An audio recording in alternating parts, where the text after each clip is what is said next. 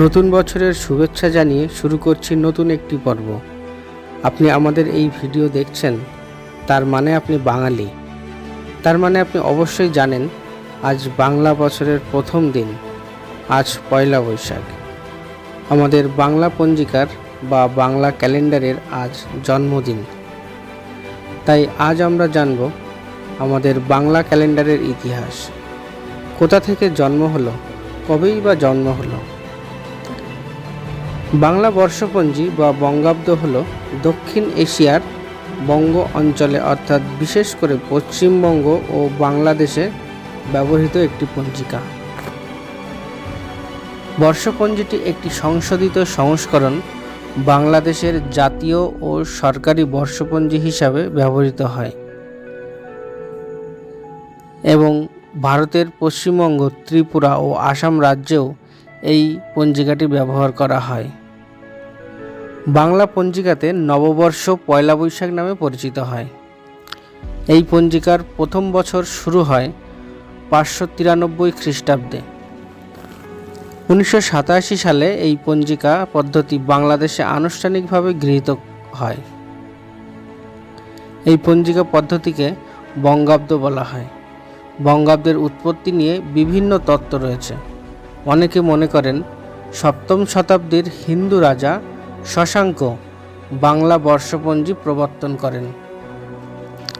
প্রাচীন হিন্দু গ্রন্থে আরেকটি পঞ্জিকার ব্যবহার দেখতে পাওয়া যায়, তা হলো বিক্রমীয় পঞ্জিকা। রাজা বিক্রমাদিত্যের নাম অনুসারে পঞ্জিকাটির নামকরণ করা হয়।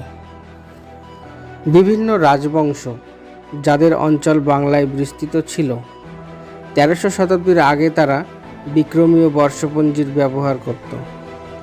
উদাহরণস্বরূপ বলা যায়, পাল বংশের সৃষ্ট বৌদ্ধ গ্রন্থ ও শিলালিপিতে বিক্রম ও আশ্বিনের মতো মাসগুলোর উল্লেখ রয়েছে। এই পদ্ধতি প্রাচীন ও মধ্যযুগীয় ভারতীয় উপমহাদেশের অন্যত্র সংস্কৃত গ্রন্থেও পাওয়া যায়। পশ্চিমবঙ্গ, ত্রিপুরা, আসাম ও ঝাড়খণ্ডের মতো ভারতীয় রাজ্যে বাঙালিদের দ্বারা ব্যবহৃত বর্তমান বাংলা পঞ্জিকাটি সংস্কৃত পাঠ সূর্য সিদ্ধান্তের উপর ভিত্তি করে তৈরি।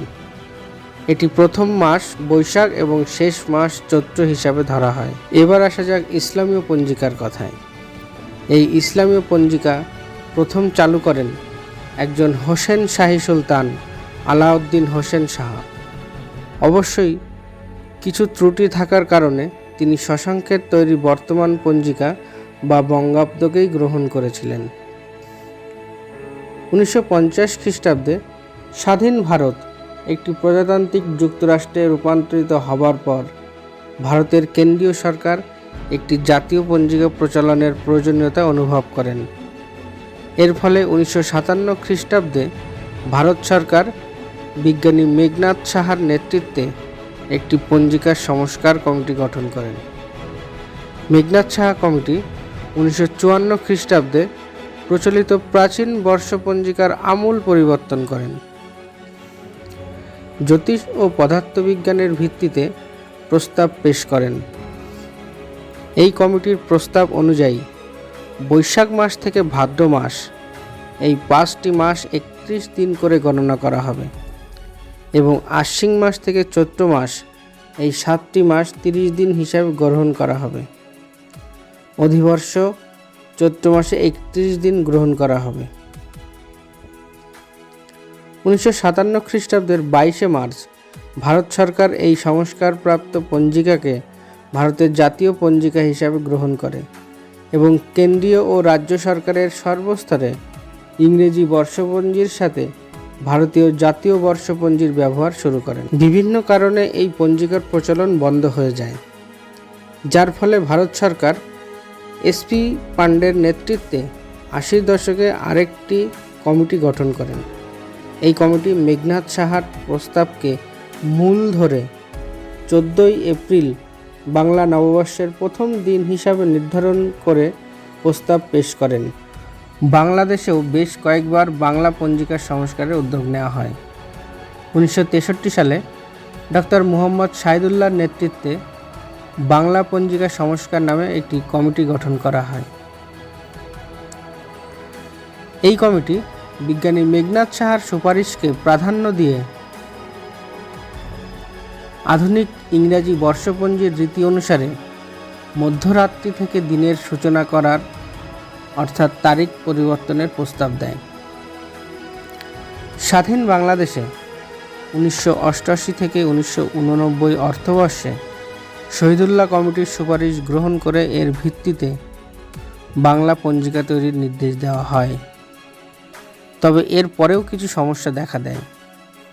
বাংলা পঞ্জিকাকে আরও বিজ্ঞানভিত্তিক করার জন্য 1995 সালের 26শে জুলাই তৎকালীন বাংলা একাডেমির মহাপরিচালক হারুন উর রশিদকে প্রধান করে পদার্থবিজ্ঞানী, গণিতজ্ঞ, ভাষা সংস্কৃতি ক্ষেত্রের প্রজ্ঞ ব্যক্তিদের নিয়ে একটি টাস্ক ফোর্স গঠন করা হয়। এই কমিটি মেঘনাদ সাহা ও শহীদুল্লাহ কমিটির মূল সুপারিশের নিরিখে 20টি সুপারিশ পেশ করে। এর উল্লেখযোগ্য ছিল চৈত্র মাসের পরিবর্তে ফাল্গুন মাসকে অধিবর্ষের মাস হিসেবে নির্ধারণ করা, ইংরেজি বর্ষপঞ্জিতে যে বছর ফেব্রুয়ারি মাস অধিবর্ষ হবে সেই বছর বাংলা বর্ষপঞ্জিকা ফাল্গুন মাস 30 দিনের পরিবর্তে 31 দিন হবে। কিন্তু এর পরেও আধুনিক ইংরাজি পঞ্জিকা ও বাংলা পঞ্জিকার মধ্যে কিছু অমিল রয়েই গেল। যেমন 1952 সালের 21শে ফেব্রুয়ারি বাংলা 8ই ফাল্গুন হলেও 2015 সালের 21শে ফেব্রুয়ারি বাংলায় 9ই ফাল্গুন। বাংলা পঞ্জিকার এমন অসামঞ্জস্য দূর করার জন্য 2015 সালে তৃতীয়বার বর্ষপঞ্জি সংস্কার কমিটি গঠন করা হয়। এই কমিটি প্রধানত বিশেষ দিনগুলোয় ইংরেজি তারিখ ও বাংলা তারিখকে একই করার বিষয়টিকে অগ্রাধিকার দিয়ে তাদের সুপারিশ পেশ করে। এই কমিটির প্রস্তাব অনুযায়ী বৈশাখ থেকে আশ্বিন এই 6 মাস 31 দিন গণনা করা হবে। কার্তিক থেকে মাঘ এবং চৈত্র এই 5 মাস 30 দিন গণনা করা হবে। ফাল্গুন মাস 29 দিন গণনা করা হবে।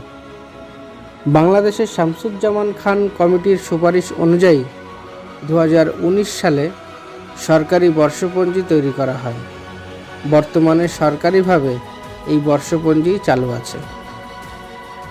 বর্তমানে বাঙালি সংস্কৃতিতে বাংলা সালের ব্যবহার এখন আর আগের মতো নেই। নাগরিক জীবনযাপনের ধারা পরিবর্তন হওয়ায় এর ব্যবহার এখন কেবল কৃষিজীবীদের মধ্যেই সীমাবদ্ধ হয়ে পড়েছে। কৃষিজীবীরা এখনও বীজতলা তৈরি, বীজ বপন, ফসলের যত্ন, ফসল তোলা ইত্যাদি যাবতীয় কাজে বাংলা মাসের ব্যবহার করেন। ধর্মীয় ক্ষেত্রে হিন্দু সম্প্রদায়ের গুরুত্বপূর্ণ সামাজিক অনুষ্ঠানগুলো যেমন বিয়ে, গৃহপ্রবেশ, অন্নপ্রাশন, সাধভক্ষণ, জামাই ষষ্ঠী, ভাইফোঁটা ইত্যাদি অনুষ্ঠানের দিন নির্বাচন বাংলা মাসের দিনকেই গুরুত্ব দেওয়া হয়। উৎসব পার্বণ যেমন পৌষ সংক্রান্তি, চৈত্র সংক্রান্তি এগুলো বাংলা মাস নির্ভর। শহরের মানুষেরা বাংলার সংস্কৃতি ঐতিহ্যকে ধরে রাখতে সাম্প্রতিককালে পয়লা বৈশাখকে একটি সর্বজনীন ধর্মনিরপেক্ষ উৎসবের রূপ দিতে সচেষ্ট।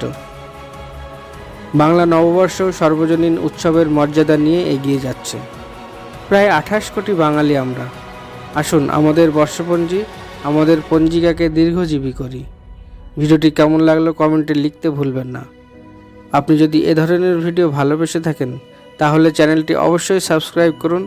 দেখা হচ্ছে নতুন একটি ভিডিওতে। ততক্ষণ ভালো থাকুন, সুস্থ থাকুন।